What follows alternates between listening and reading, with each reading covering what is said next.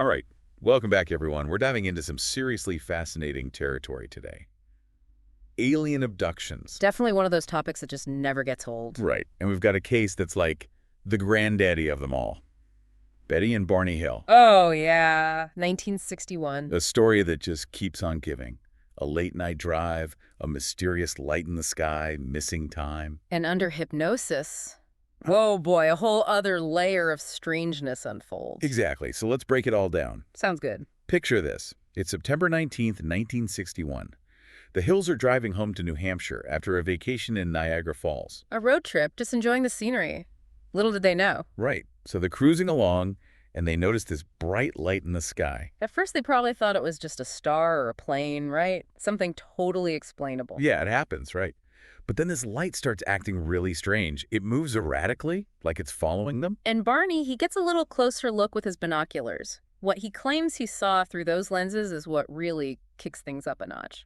Humanoid figures inside the craft. Yeah. Okay, that's when I'd be hitting the gas. I think anyone would. The thing is, that's just the beginning of the weirdness. Oh, yeah, the missing time. 2 hours, just poof, gone. Imagine that. You're driving, you see something strange, and the next thing you know, bam, you're miles down the road. Yeah. You have no clue how you got there. It's unsettling, to say the least. And it started to really mess with the Hills. They were having nightmares, anxiety.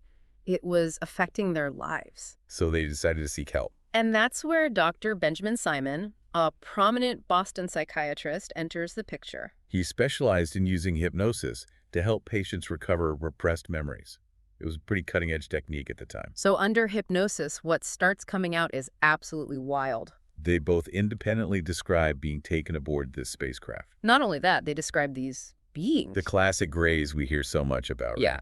Small, with large black eyes, kind of creepy looking. And these beings, they're conducting these, medical examinations on Betty and Barney, taking hair samples, skin samples, a whole 9 yards. Betty even described this weird instrument being used to scrape her skin.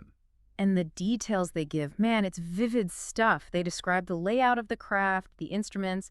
Betty even talked about being shown a star map. Hold up, a star map. Like a map of the stars. Exactly. And years later, an amateur astronomer actually claimed she found a star system that matched Betty's description. No way. Okay, but how did the public react to all this? Did people believe them? It was a mixed bag, really. I mean, their story blew up. It was in newspapers, magazines. You couldn't escape it. And there were definitely some people who were like, this is it, proof of alien contact. I bet. It's like straight out of a sci-fi movie. But naturally, there were also a lot of skeptics. They attributed their memories to things like sleep paralysis or even the influence of pop culture. Makes sense. The Day the Earth Stood Still had come out just a few years earlier. Maybe it planted some ideas in their subconscious. Totally. And we can't forget about the Cold War context. People were already on edge about things in the sky. So the idea of visitors from another planet, friendly or not, wasn't so outlandish. Right, it was a time of high tension. And maybe that contributed to some people's willingness to believe. For sure. Yeah. Now, there's another angle to consider. Some say that the whole abduction experience was a shared hallucination brought on by stress. That's interesting. I mean, they did experience a lot of stress after the event, right? Yeah. Nightmares and all that. Exactly. But then others go in the complete opposite direction and claim there was government involvement. Like maybe the Hills saw something they shouldn't have, and someone decided to, help them forget. Oh, wow. So even with all the skepticism and all these different theories, the Hill case continues to hold a pretty prominent place in UFO lore. It does. It really sparked a global fascination with alien abduction stories, and it continues to influence our ideas about what might be out there. Yeah, it's crazy to think how one couple's experience has shaped our cultural understanding of UFOs and aliens for, what, over 6 decades now? It's a testament to the power of a good story, right? Totally. And it leaves us with so many questions. Like, if the Hills account is true, what does that mean for humanity? Does it imply that we're not alone? And if we're not, what are the implications? I guess that's something for all of us to ponder.